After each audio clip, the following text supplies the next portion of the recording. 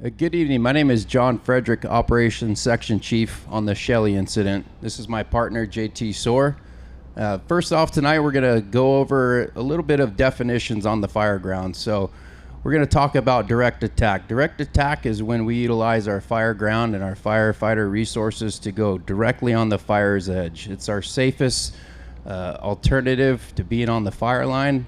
That way we know that we can have 1 foot in the black and 1 foot in the green, and that keeps our firefighters safe. Another definition is indirect attack that you'll hear. Indirect attack would be when our fire conditions don't allow us to get right on the fire's edge, and we take a step back and utilize more road system and ridges, and that's where we like to hold our fires as well when the fire activity is too intense to get near it. I also want to talk about some of our operational objectives as well. So we utilize an acronym called PACE, which is primary, alternate, and contingency and emergency lines. So our primary lines are right on the fire's edge, or an area identified as an area that we're going to hold that line. Now from there, we work back to our secondary, or what we also call alternate lines. So if our primary lines do not work, we fall back to our alternate lines. That way we have a succession plan ready. If the alternate plans do not work, we fall back to our contingency lines. So these are some of the definitions that you'll hear us over and over saying. So with that being said, I'm going to start off in the northern portion of the incident. Up between Kidder Creek and Mill Creek along the ridge, a lot of good work has been done up here. The hand crews and hose lays have been going direct on this, and this has been holding now for a few days. Crews have been working hard, mopping up, working down into the Kidder Creek drainage. Everything in there is holding, and moving up Kidder Creek out to the east is holding well, as very well as well. This right here was a great foothold that we got. This is a big success that we established in the last 2 days. We've worked the resources very hard in this area. That way we have some sort of foothold to keep it from going to the north out toward Quartz Valley. So coming around south of Kidder Creek, along the hand line into the Patterson Creek drainage, everything in there has been holding well. The crews have been in there working hard all day long. We have picked up a few little spot fires in there, but right now it's been holding all throughout the day. Coming down in the Patterson Creek, we talked about that alternate line that we were using.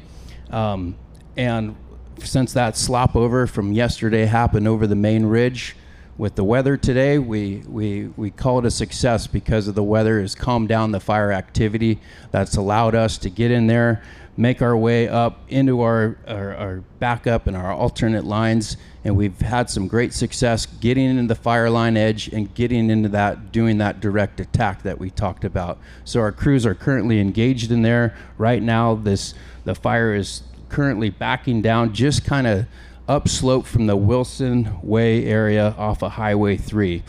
Working our way back down to the south, we do have this hand line, or the dozer line, working out toward Whiskey Butte. Our structure protection engines, we still are utilizing them up in the Quartz Valley area. We are actively engaged in prepping structures. We're utilizing masticators. We're utilizing chippers coming down into the Greenview area. Also utilizing them out on Highway 3. We talked about that contingency. We're utilizing Highway 3 as the contingency, and we're actively chipping and making sure that that road is safe, and we're trying to reduce the fuel as well. So with that, I'm going to turn it over now to my partner. All right, so anybody in the community has noticed all the aircraft flying the last few days. Even while we're giving this meeting, we've got the helicopters flying over. Another definition or acronym we have is MRB. It's a mobile retardant base. The mobile retardant base doesn't require an entire airport to set up like a fixed wing retardant plant would. So you can actually, we can actually set up this, essentially a big water tank, mix retardant right there in the field near our fire where we need it, and then the helicopters can use it. It provides a much faster turnaround than fixed wing retardant planes, and the helicopters can actually get into some of these canyons and really be accurate with those retardant drops. And these are especially important when we're going direct, assisting the crews who are right there on the edge of the fire. So having 2 MRBs set up now has really allowed us to go direct in some of these brutally steep, tight canyons that we wouldn't be able to really get aircraft into otherwise without these additional tactics or additional things for us to work with. So for us, going back to the upper Kidder Creek drainage, this northwest side continues to back into Kidder Creek. It is holding in an old burn scar. It's holding in some rock bluffs. So we're not seeing a lot of movement to the north and the northwest. We do have crews who've accessed it through a network of roads up Mill Creek. We have hotshot crews. They're still up there trying to get as direct as they can, find the best, safest ways to address that fire.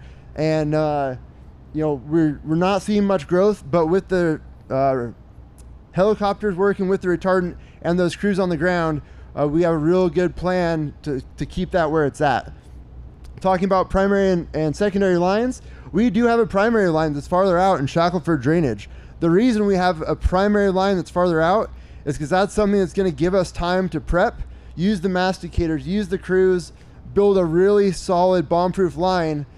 But that doesn't mean we're going to let it get out there necessarily either. Even though that's a primary line, we're still in here working on these small ones. We just want to be sure that if something gets past us, we got something we know we can hold in the hot, dry days to come.